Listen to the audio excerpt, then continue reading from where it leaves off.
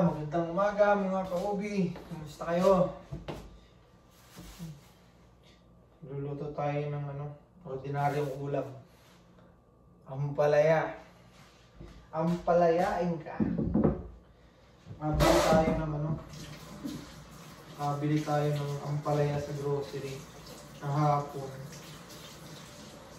Sakto namang naka-sale kaya binili ko na. 2 piraso lang pala. Sakto na sa amin to. Baka may tira pa dito hanggang bukas. Gigisa lang natin siya. Lagyan natin ng giniling. Giniling na na baka. Bali meron akong tirang giniling sa ref. Yun na lang isasahog natin. Giniling tapos itlog. Ayan. Palag na yan. Ganito yung yung ampalaya na nakuhanan ko ng buto nung nakaraan. Tapos pinatuyo ko, tinanim ko, hindi tumubo. Parang di yata tutubong ang ampalaya dito sa ganitong klima. I-slice lang natin siya ng maliliit tapos lagyan natin ng sibuyas, bawang, kamatis, saka itlog.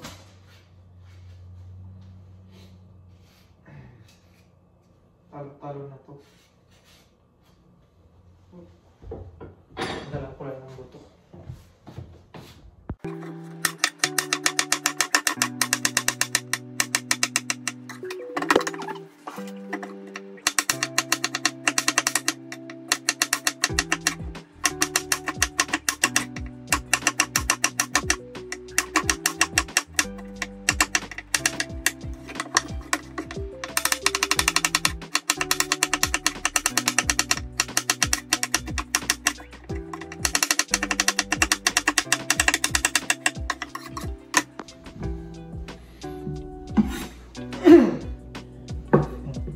Tayo sa mga panggisa.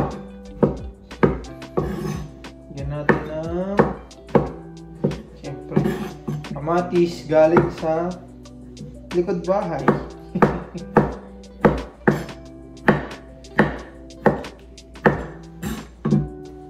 Nung nakaraan pala may rito, may pumunta na katrabaho ng asawa ko. Sina Hana, si Sally, si Aram, tsaka si Alfie. Bali, mga katrabaho niya yun. Tapos yung asawa ng katrabaho niya, tsaka anak niya. Namitas sila ng kamatis dun sa likod. Nakakatuwa. Kasi, ano mo yun? Na-i-share mo yung ganong maliit na bagay. Tuntua kaya silang namimitas. Vinidyo ko yun kaso na nabura. Sira na kasi yung cellphone ko. Bigla-bigla na lang napipindot kaya nabura. Shoutout na lang sa inyo kay kay Hana, kay Sally, kay Aram, tsaka kay Alfie. Kinikwento nga sa akin ng asawa ko si Hana daw.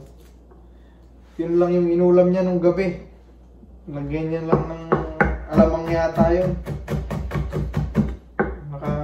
Nakaraos na siya ng isang kainan. Nakakatuwa lang.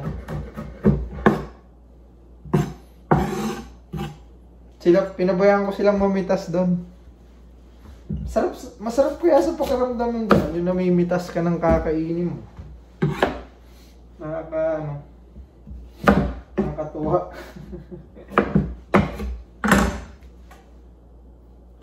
Sa mga gustong pumitas dyan, pumunta lang kayo rito sa likod bahay. Kaya kay kumpare ko si Arnel, nag-message nung nakaraan pengin daw ng kamatis. Hindi naman nagpunta. Babayaan ko sila pumitas para ba nila. May experience nila. Pwede pa sila mamili. Diba?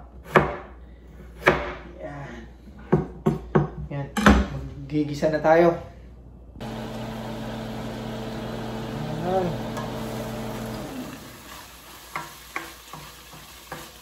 Bali, pinakulang ko lang tong giniling para tumambot naman kahit pa paano. Gigisa na natin tong sibuyas, bawang, tsaka kamatis. Bigyan lang natin ng konting mantika. Konti lang. Yan, diretso ko na dito to.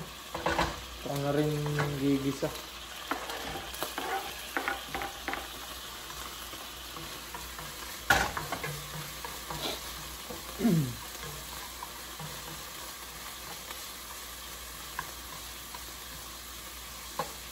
Sana umaraw bukas. Kasi 2 linggo nang nag-uulan dito. Bala ko kasing linisan yung likuran namin. Bali tatanggalin ko yung mga damo.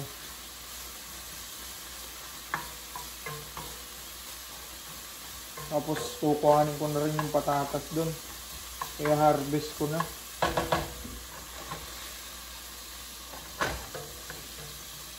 Baka masayang, masira eh. Ulan kasi ng ulan.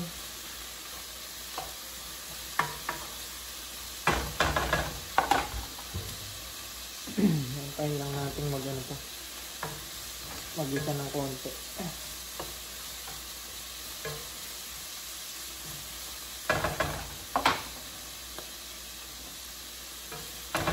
Lagay ko na rin itong kamatis.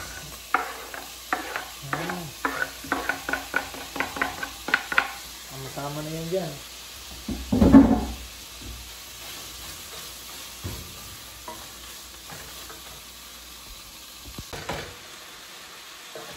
Yan, nahulog ko na yung ampalaya. Bango na. Nakakamiss din kasi kumain ito, kaya talagang binili ko rin kahapon.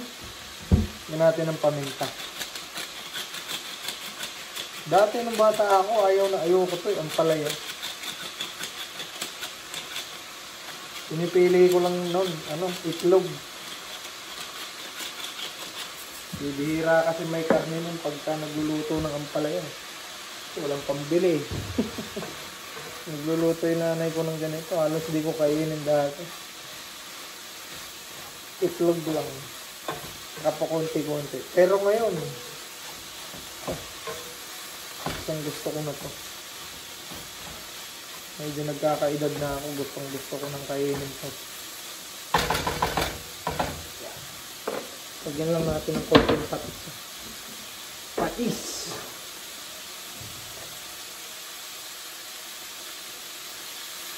Yan.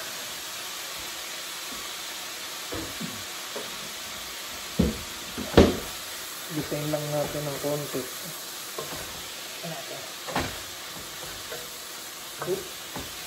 Mamaya, hulog ko na yung itlog dyan. Ipan muna natin ng konti. Yan, hulog na natin itong itlog. Medyo malambot na kasi itong ampalaya. Hindi naman maganda pagka durog na durog yung ampalaya.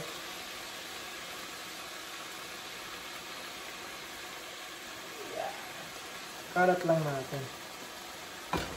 Tapos sayahan lang natin ng konti bago natin haluin. Para mamuo ng konti yung itlog. Maganda naman tignan. Yan lang. Siguro mga lang. 30 seconds lang. Nakamax naman yan. Kaya maluluto agad yun. Yan. Dahan-dahan lang. Galo. Yan. Namumuo na yung itlog.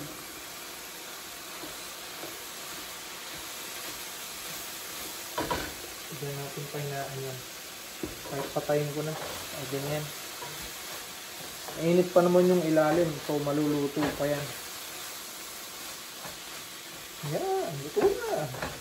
Yan lang kasimple. Ordinaryong ulam. Hey! Panalo na naman to. Gusto nung anak ko to panigurado. Maraming makakain yun. Yan. Wow! Ayos. Sana namang ulam. Okay, hanggang sa muli. Bye!